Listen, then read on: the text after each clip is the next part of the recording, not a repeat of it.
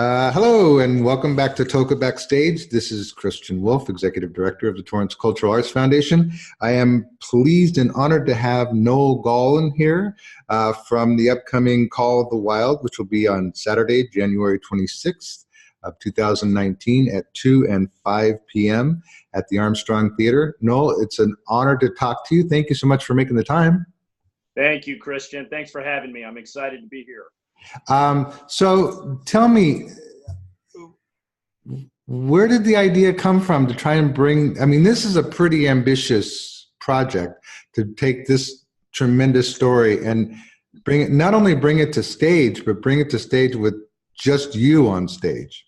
Yeah, tell me about it.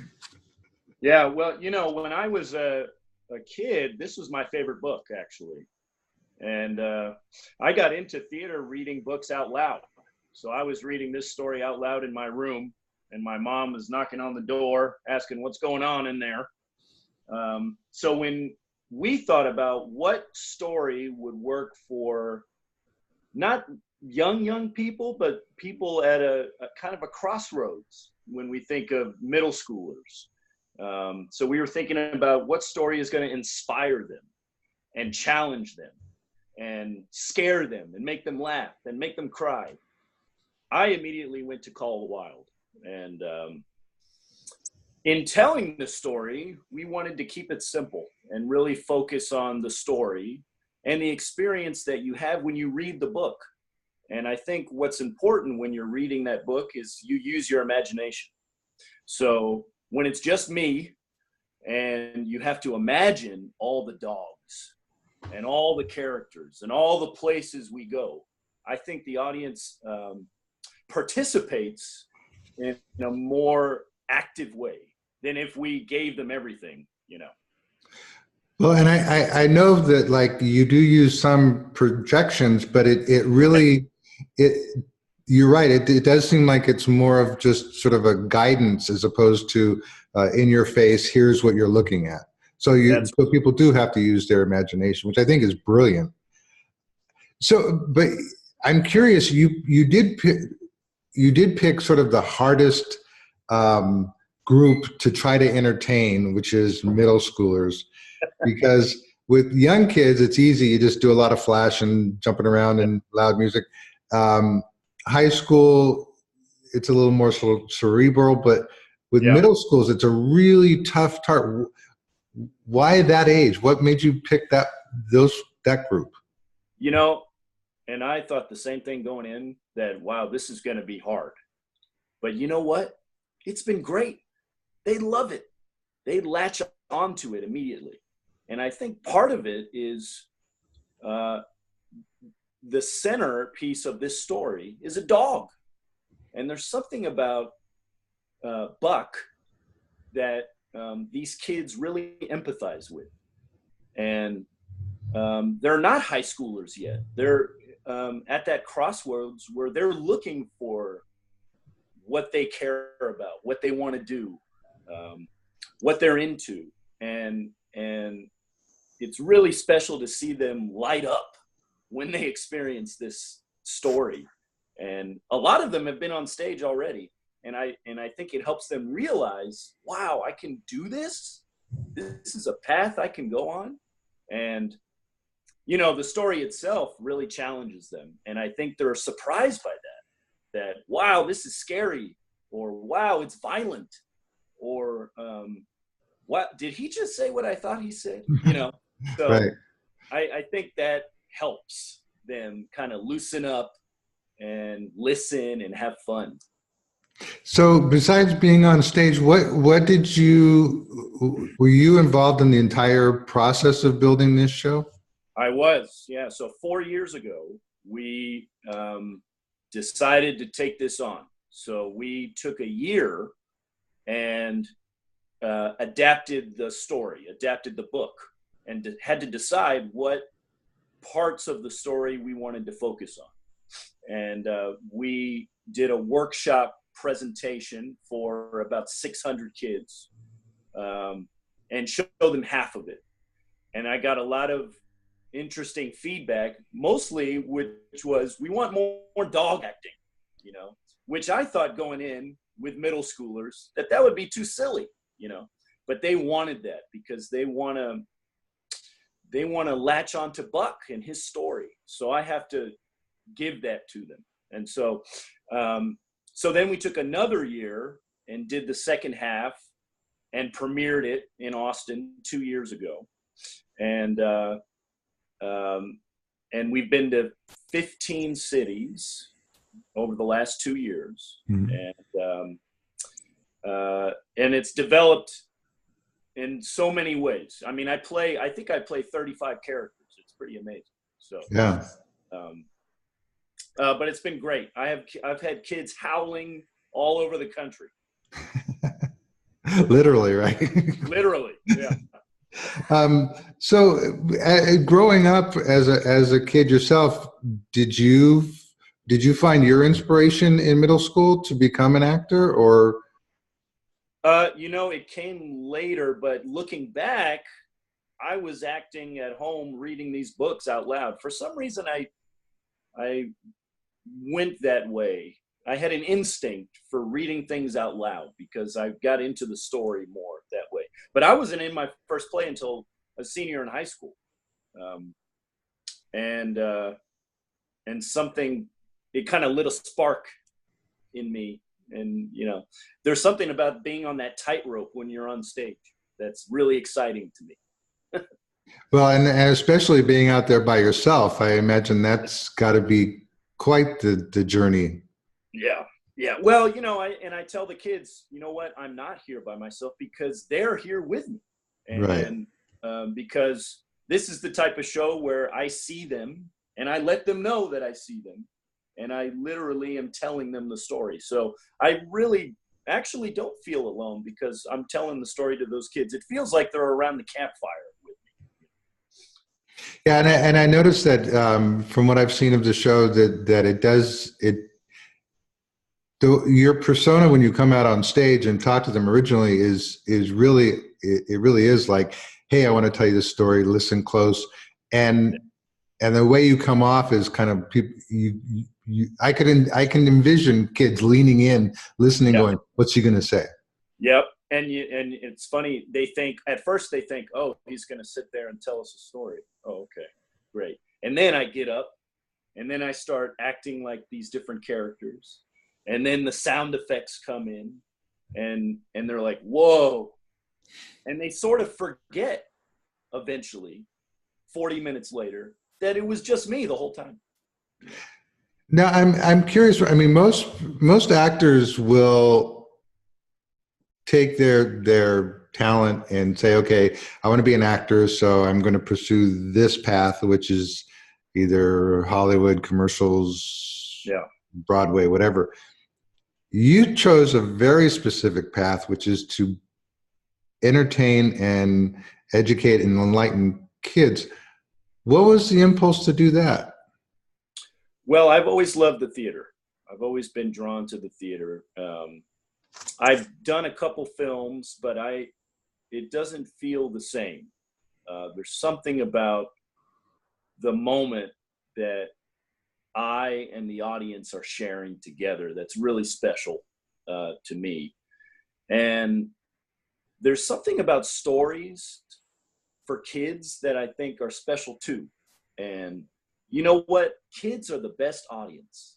They really give me goosebumps because they get into stories so much more, I think, than adults because they can't help it. And we can create a sense of magic, I think, with kids. And you know what? There's always a new generation of kids. You know, I don't see why we can't tell this story for 10 more years because there's always a new generation of kids who need to experience it. Well, and heck, with 10 years, you could just do this forever because you're right. I mean, every year there's a new set of it. It is interesting that, I mean, every year there's a new group of kids entering middle school or high school or whatever, and all the stuff that they haven't seen this show. So it'll always be new to somebody. And this is something we thought about. You know, we were intentional and thinking about this story, that this is part of the canon. This is what they read. Right. So we were, that was important to us too. And in our model, a sustainable model for us was we need to find the right story that they're reading in school so that the teachers are interested too. And you know what? The teachers love it too. It's amazing. So.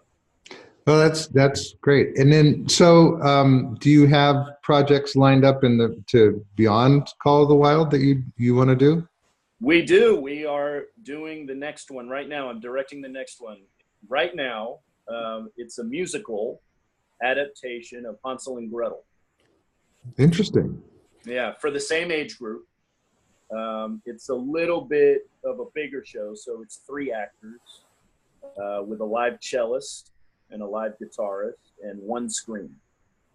So similar aesthetic, a little bit bigger, but still focusing on a classic story that we all know, that we're telling a little bit differently. So we're calling it Gretel. Because just as Call of the Wild is the quintessential man story, I wanted to find the quintessential woman story. So we're calling it Gretel, and we're kind of turning Hansel and Gretel into a woman adventure. So we're going to be premiering that in Austin in January. Awesome. And so it's interesting because I personally, when you said Hansel and Gretel, and it was geared to the same age group, I would have thought it would be for a younger age group just by the title. But what you're saying is it almost sounds like you're adding, I'm maybe reading into it, but it sounds like you're adding a sort of a Me Too or a women empowerment concept to it. Yeah, well, yeah, I want young people to also know that girls can be the lead in an adventure too. When a woman shows up in Call of the Wild, everyone is surprised, right? Because that's a world full of men. Right. And so it's important to me to show not only young girls, but young boys too, that girls can be the leader of an adventure. And we're also going to make it scary. So I'm excited about that. And middle schoolers want to be scared. So yeah, there is I would agree with you that I think within limits, right? I think that most of those scary movies seem to be geared towards the middle school, high school age kids. So is there a project that you, besides these 2 that you're working on, that you've just been dying to do? Well, you know what? I'm thinking about the next one, which is Wind in the Willows. Wow. Yeah. So that we're working right now to adapt that. If Call of the Wild decides to stop, or if I decide to have someone else do Call of the Wild, then I'm doing Wind in the Willows next as a 1-man show. So we're working on adapting that right now, which is quite a task, but sort of the same format as Call of the Wild, 3 screens, 1 actor. So yeah. Do you think it's more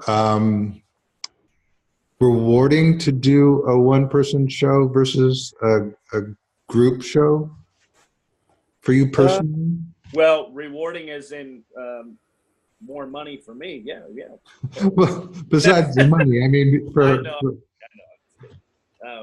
Well, not necessarily. No, I mean, it's more fun because I get to do everything. Yeah, I have a lot more fun. Yeah, I love playing all these different characters and kind of turning what the expectations are on their head. I mean, people don't usually expect just one person to do a classic. So it really is fun. And it's a fun challenge to figure out how to make all these characters distinct. And a lot of the kids always ask me that question, like, how'd you do that? And I always tell them, well, all of these characters, I know them. They're a real person in my life. Well, I'm curious, having been in the theater as long as I have, and probably I'm sure you've been there too, that the one person show oftentimes gets a really bad rap Yeah. because there are as many good one person shows, there is probably twice as many bad one person shows. For the parent who sees in the brochure, oh, it's a one person show of Call of the Wild, no. What would your response to that be? How would you address that to somebody who's like, I don't really want Um, I know. I get the same everywhere we go. The crew at the theater, they're like, "This is all you got, huh?" Okay.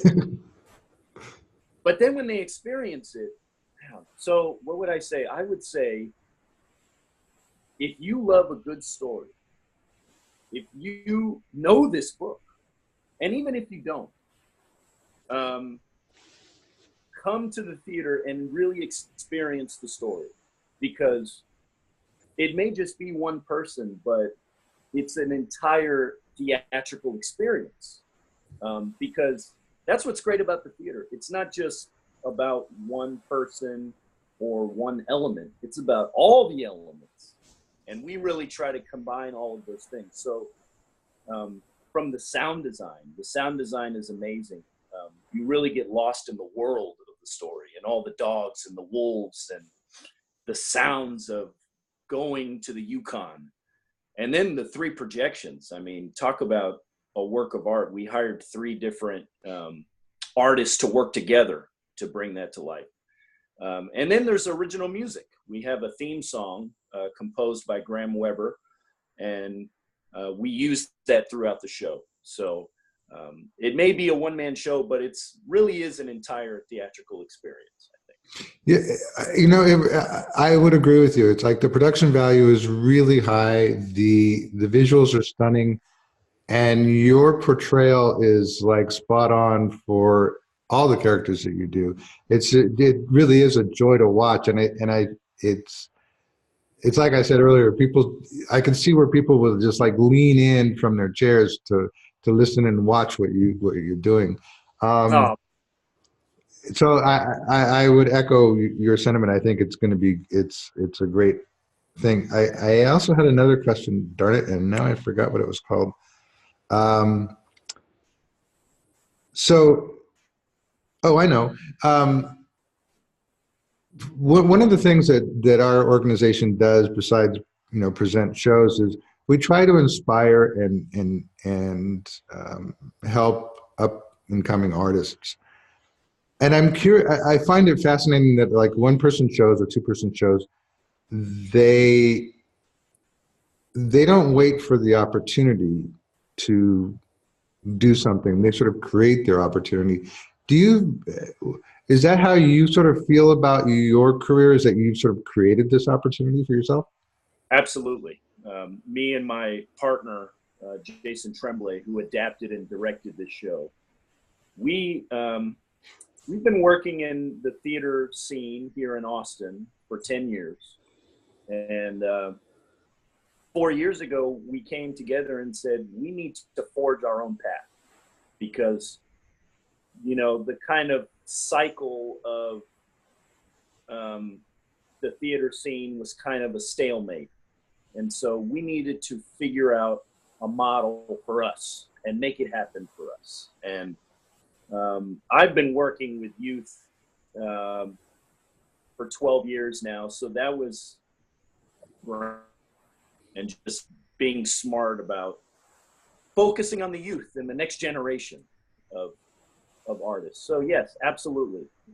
This was an opportunity to forge our own path. Yeah. And what would your recommendation be to any young actor out there who sees this show and says, "Well, that's something I want to do"? What words of encouragement would you give to any young up and coming performer? Do it. Absolutely. Yes. I mean, and what I always tell the kids, the secret to acting is having fun.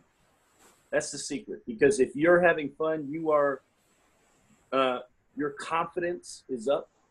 You're into the story. And if you're having fun, the audience will have fun. And then I would suggest, when I say go for it, go to school. You know, I studied abroad with the Royal Shakespeare Company, and that helped me blossom. And you know, because I think it's important, especially in the performing arts, to really challenge yourself and not just like go to auditions, but really challenge yourself and get intensive about your training. Yeah.